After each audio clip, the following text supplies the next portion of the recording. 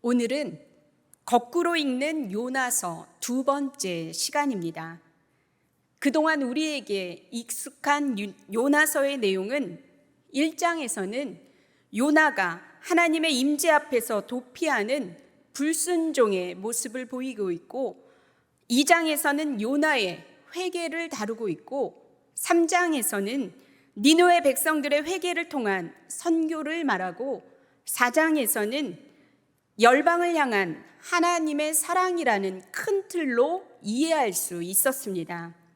그런데 거꾸로 읽는 요나서는 새로운 각도에서 조명함으로써 기존의 틀과는 요나서를 바라보는 시각을 다르게 합니다. 왜 우리가 익숙하게 알던 방식이 아니라 요나서를 거꾸로 보는지를 저자는 두 가지로 말하고 있는데, 하나는 자기 중심적으로 세상을 바라보는 우리의 교만한 모습을 거꾸로 볼 때에 발견할 수 있다고 합니다. 그리고 또 한 가지는 세상과 역사를 나의 관점에서 자기 주장으로만 보면 하나님의 섭리와 역사를 거부할 수 있다고 하고 있습니다. 짧은 시간이지만 오늘 이 책의 저자가 보는 관점으로 조명하여 3장의 말씀을 보겠습니다. 우리가 몰랐던 역사 이야기라는 칼럼에서 말하고 있는 고집센 성씨들에 대한 이야기를 일부 발췌하였습니다. 보통 고집이 세다라고 말할 때에는 자신의 논리나 의견이 틀렸음에도 불구하고 고치지 않고 굳게 버티는 무대뽀인 사람을 향해서 말합니다. 이렇게 보면 고집이 세다라는 말은 조금 부정적으로 들립니다. 고집이 센 성씨를 말할 때 대표적으로 안씨, 강씨, 최씨를 말합니다. 이들이 정말 고집이 셀까요? 고집의 유래에 대해서 잠깐 보겠습니다. 첫 번째, 안씨가 고집이 세다는 유래는 조선 태종 때에 단종을 끝까지 추종하다가 학살되어서 최고의 명문가에서 천민으로 전락되었던 순응한 씨 집안의 멸문지화에서 유래되었습니다. 조선시대에는 정치적으로 낙인이 찍혀 크게 활약한 사람이 없지만 안중근 의사를 포함하여 독립운동을 하신 분들 중에 안 씨가 상당히 있다는 것을 기억하시기 바랍니다.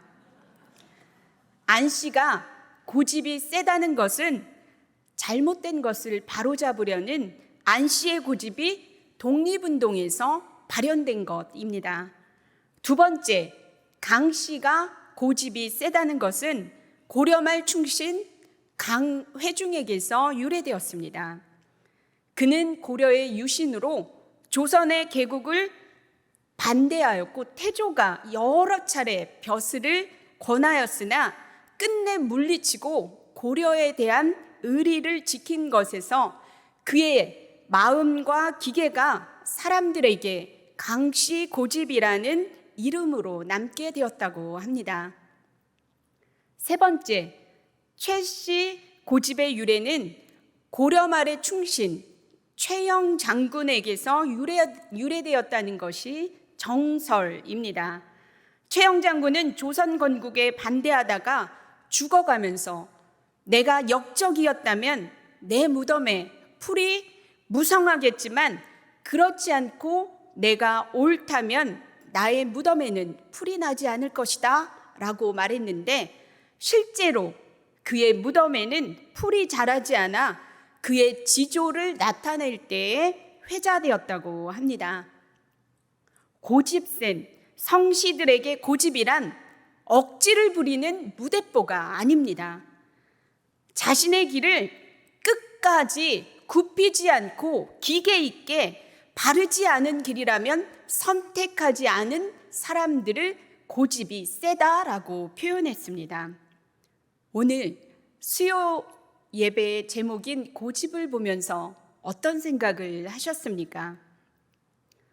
저는 고집이라는 제목의 말씀을 통하여 이 책의 저자가 주장하고 있는 하나님과 요나의 평행선에서 순종하는 것 같지만 순종하지 않는, 불순종하고 있는 요나의 고집과, 무엇보다 요나가 하나님의 말씀을 듣지 않고 도망가 있지만 끝까지 요나를 부르심의 자리까지 오게 해서 일어나서 전하게 하시는 우리 하나님의 성실한 고집 이야기를 좀 해보려고 합니다. 요나 3장 1절부터 2절의 말씀입니다. 요나서 3장 1절부터 2절의 말씀 함께 봉독합니다.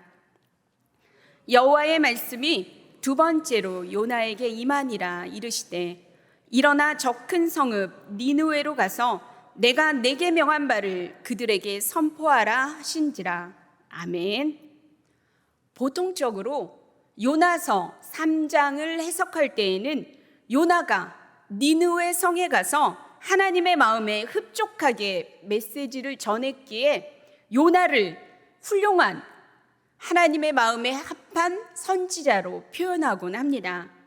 더 자세하게 말하면 1장에서의 요나는 하나님의 임재를 피해 도망갔지만 하나님께서 자신의 도망을 환난이나 폭풍을 통한 고난으로 막고 계시다는 것을 깨달은 요나는 3장에서는 하나님의 말씀 앞에 순종했다고 보기 때문입니다.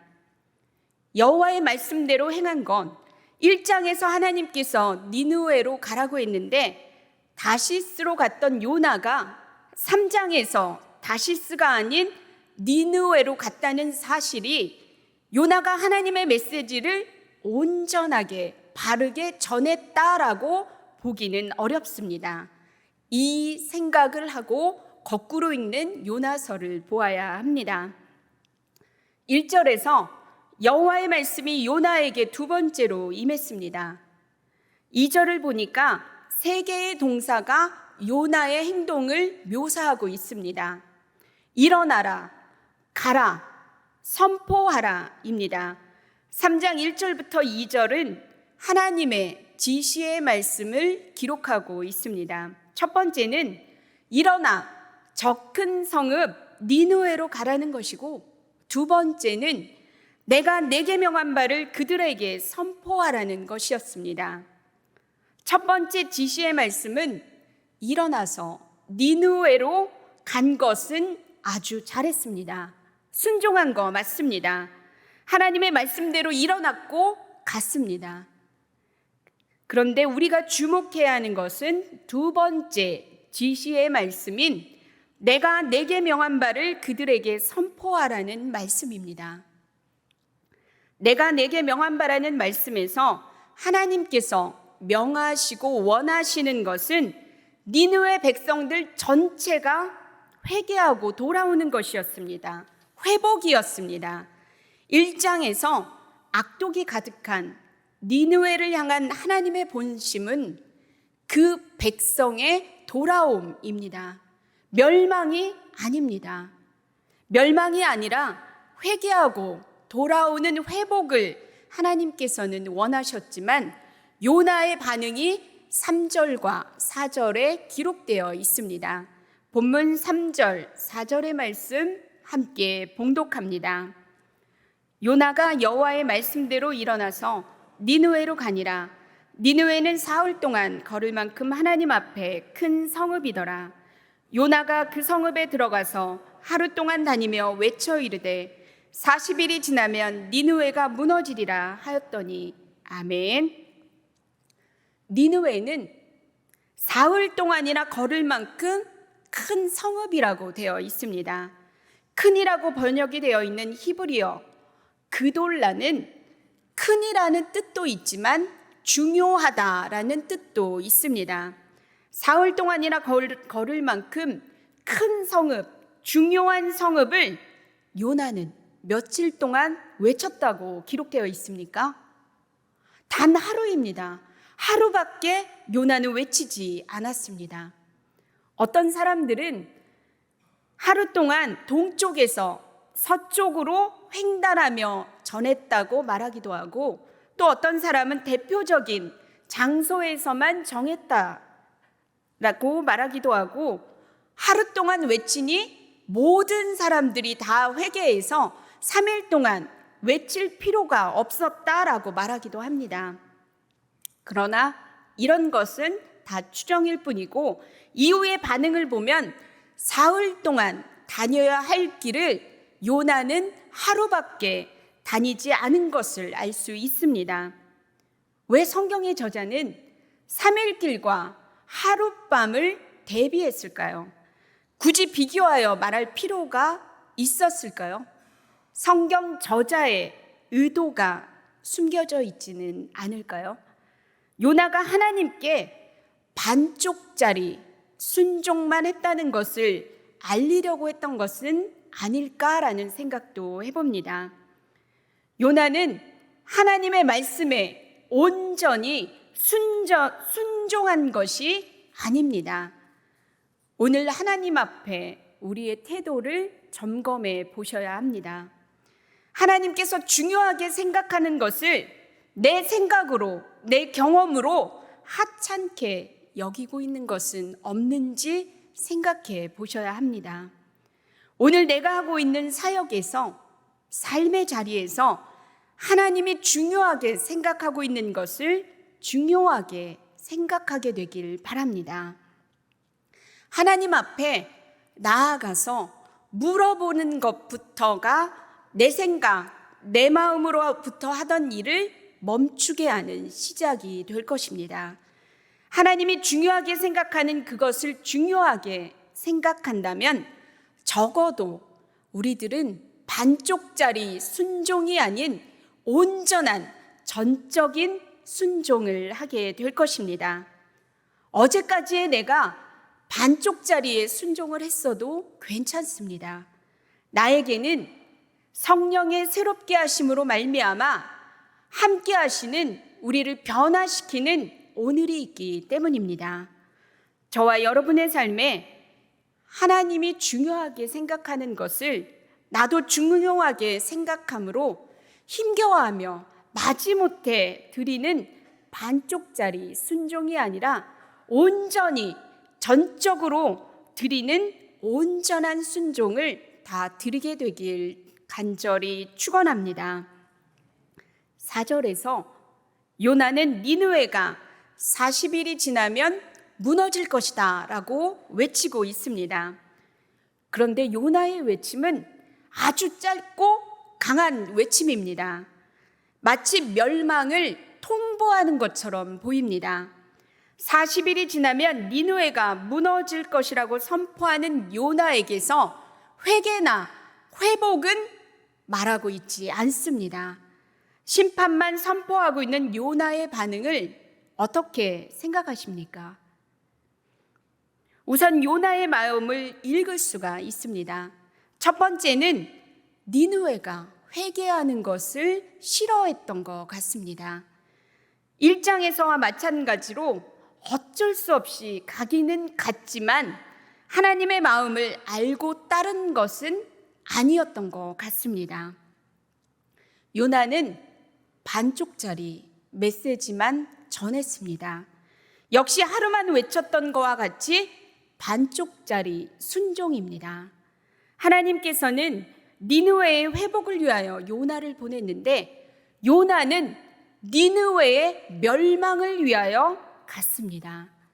우리 성도님들은 요나가 반쪽짜리 메시지만 전한 것에 대해서 어떤 생각이 드십니까?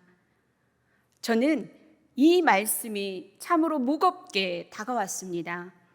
하나님의 말씀을 전하는 사역자로, 종으로 살면서 내가 정말 하나님의 마음에 맞게 하나님의 메시지를 온전히 잘 전하고 있는지에 대한 생각을 하게 되었습니다.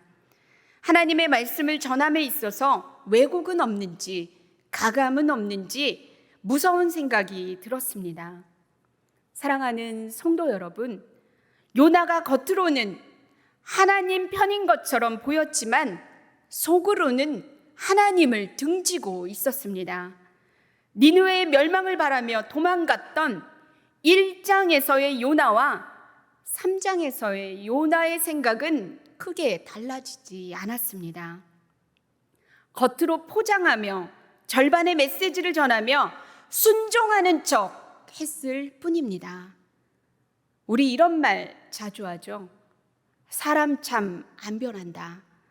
그 옛날이나 지금이나 말하는 방법, 세상을 바라보는 사고, 시각이 하나도 바뀌지 않고 똑같을 때에 변하는 것이 어렵다고 부정적으로 말할 때 이런 말을 합니다. 사람 참 안 변한다라는 말이 내 얘기는 아닐까라는 생각을 해봅니다. 포장하고 감추고 있어서 속으로는 크게 달라진 것이 없었지만 겉으로 약간의 진전을 보인 요나처럼 말입니다. 하나님의 존전 앞에서 숨길 것은 하나도 없습니다. 거룩하게 포장할 수도 없습니다. 우리 하나님께서는 모르시는 것이 없으신 전지전능하신 하나님이시기 때문입니다. 밝히 드러나는 것이 은혜이고 기회입니다. 기회를 주시는 하나님은 사람을 변화시키십니다. 사람을 바꾸십니다. 저와 여러분은 반쪽짜리 메시지를 그럴듯하게 포장하여 선포하는 사람이 아니라 은혜로우시며 자비하시며 노하기를 더디하시는 하나님의 마음에 흡족한 메시지를 전하는 가감없이 온전히 하나님 앞에 순종하는 한 분 한 분이 다 되길 간절히 바랍니다. 본문 5절과 6절의 말씀입니다. 우리 5절과 6절의 말씀 함께 봉독합니다. 니느웨 사람들이 하나님을 믿고 금식을 선포하고 높고 낮은 자를 막론하고 굵은 베옷을 입은지라. 그 일이 니느웨 왕에게 들림에 왕이 보좌에서 일어나 왕복을 벗고 굵은 베옷을 입고 제 위에 앉으니라. 아멘. 짧게 하나님의 말씀을 전한 요나와 다르게 그 짧은 메시지에 달라지는 니느웨 백성들의 모습이 교차되고 있습니다. 요나보다 한술 더 떠 니느웨 왕은 온 나라에 조서를 내립니다. 요나의 입장에서 보면 참 인생 뜻대로 안 된다 하지 않았겠습니까? 그들이 회개하고 하나님의 백성이 되는 것이 싫어서 아주 짧게 휙 하고 전했는데 그 말을 들은 니느웨 사람들이 보인 행동이 무엇이었습니까? 5절에서 니느웨 사람들이 하나님을 믿었습니다. 금식을 선포합니다. 주의를 막론하고 가장 높은 사람부터 낮은 사람까지 굵은 베옷을 입었습니다. 사람부터 짐승까지 모두 아무것도 입에 대지 않고 먹지도 않습니다. 8절에서는 힘써서 하나님께 부르짖었고 악한 길과 행한 강포에서 떠납니다. 요나의 짧은 메시지보다 오히려 니느웨 왕을 통한 하나님의 메시지가 거꾸로 울려 퍼지는 것을 볼 수 있습니다. 짧은 메시지로 어떻게 이런 일이 있을 수 있을까라는 생각을 하며 저는 오히려 요나의 그 짧은 메시지가 살아계신 하나님의 전능의 능력을 나타내었다고 생각이 들었습니다. 온 나라를 움직이게 한 것이 무엇입니까? 그것은 하나님의 말씀의 능력입니다. 선지자의 외침은 하나님의 말씀을 전하는 통로일 뿐입니다.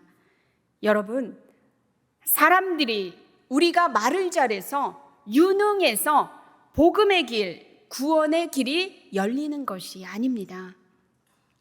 사람의 능력과 아무 상관이 없습니다.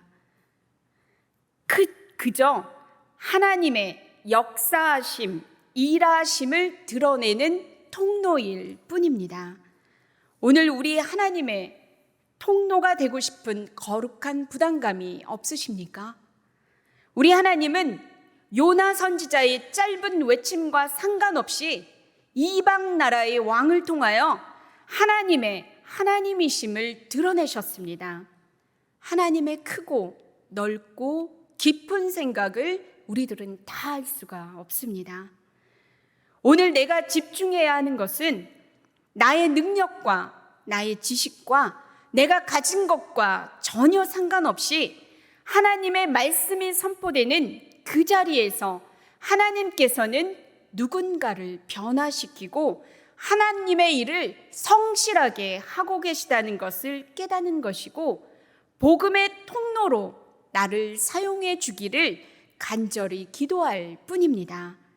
이 시간에 선포되는 말씀이 우리의 골수를 쪼개는 하나님의 레마의 말씀이 되길 간절히 축원합니다. 본문 9절과 10절의 말씀입니다. 9절과 10절의 말씀 함께 봉독합니다. 하나님이 뜻을 돌이키시고 그 진노를 그치사 우리가 멸망하지 않게 하시리라. 그렇지 않을 줄을 누가 알겠느냐 한지라. 하나님이 그들이 행한 것 곧 그 악한 길에서 돌이켜 떠난 것을 보시고 하나님이 뜻을 돌이키사 그들에게 내리리라고 말씀하신 재앙을 내리지 아니하시니라. 아멘. 회개하고 있는 그들은 하나님께서 마음을 돌이키시고 노여움을 푸시면 자신들이 멸망을 당하지 않을 수도 있다고 말을 합니다. 회개할 때 이들의 태도는 우리들에게 중요한 메시지를 줍니다. 이들은 자신들이 한 행동, 악독을 누구보다 잘 알고 있었습니다. 그래서 자신들이 회개 기도할 때 하나님께서 들어주시겠지가 아니라 진심 어린 회개, 진정한 회개를 하고 난 후에는 하나님의 처분을 기다리는 것이었습니다. 회개하는 사람의 태도는 이것입니다. 진심을 다한 회개를 한 후에는 하나님의 긍휼하심을 기다리는 것입니다.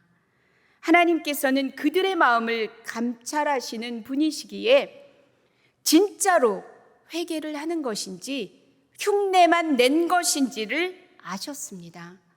그래서 그들이 행한 것, 곧 그 악한 길에서 떠난 것을 보시고 자신의 뜻을 돌이키셨습니다. 재앙을 내리지 않으셨습니다. 우리 하나님은 자신의 뜻을 바꾸시는 분이십니다. 자신의 고집만을 부리시는 분이 아니십니다. 심판을 내리려고 하다가도 진정으로 회개하면 바로 긍휼로 사랑으로 덮어주시는 분이 우리 하나님이십니다. 저는 이런 하나님이 너무나 좋습니다. 니느웨 백성들과 같은 나의 삶에 이런 진정한 회개를 원하십니까? 그렇다면 여러분, 하나님 앞에서 창자가 끊어지는 듯한 그 마음속 깊은 곳에 있는 그 마음을 하나님 앞에 쏟아내시기 바랍니다. 토해내시길 바랍니다. 우리가 하고 싶다고 하고 할 수 있는 것은 아니지만 우리가 기도하며 나아갈 때 성령 하나님께서 우리를 도와주실 것입니다. 니느웨 백성들과 같은 진정한 회개는 심판이 아니라 긍휼로 사랑으로 바꾸시는 하나님의 은혜를 경험하게 할 것이고, 무엇보다 우리들의 가치관과 삶이 바뀌게 될 것입니다. 진정한 회개를 한 후에는 뜻을 돌이키시는 하나님 앞에 잠잠히 머무르시기 바랍니다.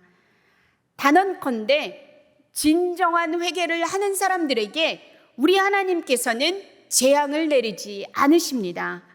그 사람에게 내리는 것은 긍휼이고 사랑이고 자비입니다. 주님의 날개끈을 아래로 덮어주시는 것입니다.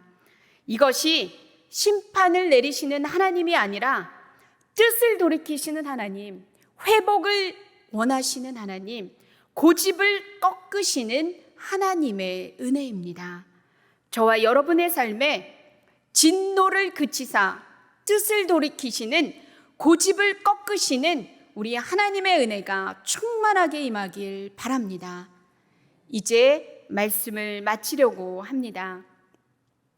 거꾸로 읽는 요나서는 하나님과 평행선을 달리고 있는 요나의 모습을 조명함으로써 요나의 고집과 하나님의 고집을 보게 합니다.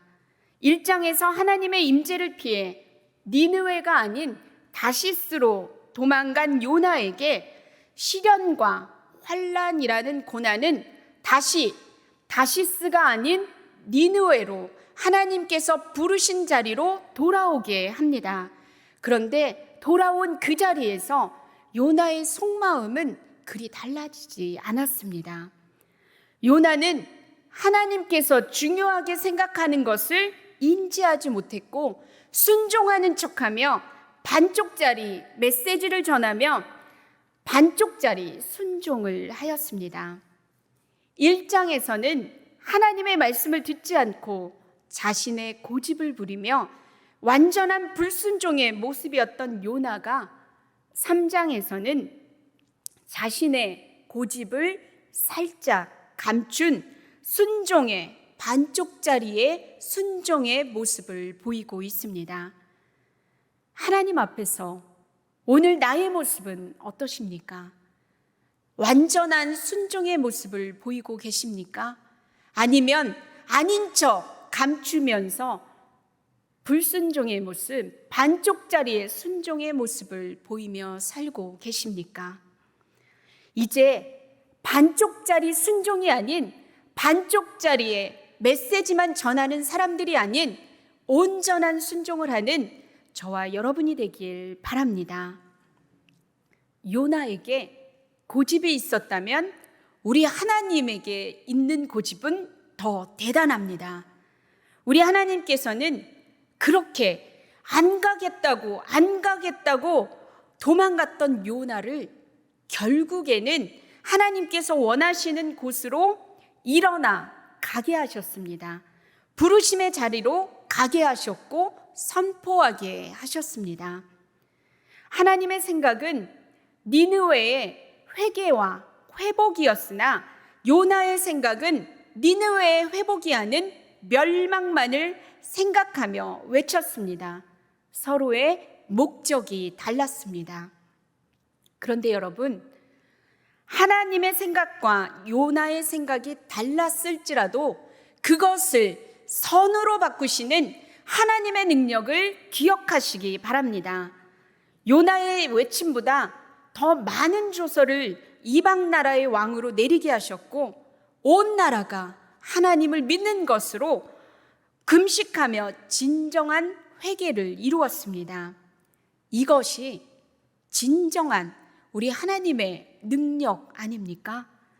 하나님의 고집은 선지자 요나를 통하여 니느웨라는 온 나라가 하나님을 믿게 하였고 하나님 앞에 돌아오게 하였습니다.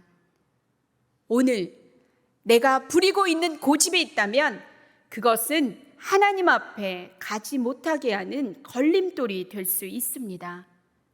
우리의 고집은 앞에 서두에 말씀드렸던 것처럼 고집센 성씨들의 유래처럼 옳은 길, 바른 길을 기계 있게 걸어가는데 사용하시길 바랍니다.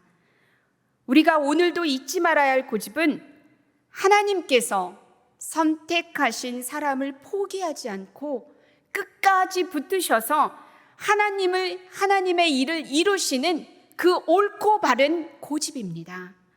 저와 여러분의 삶에 고집을 부려 하나님과 대립하는 평행선이 아니라 나를 통하여 누군가를 진정한 구원의 길로 인도하는 신실한, 성실한 하나님의 고집을 본받게 되길 간절히 축원합니다.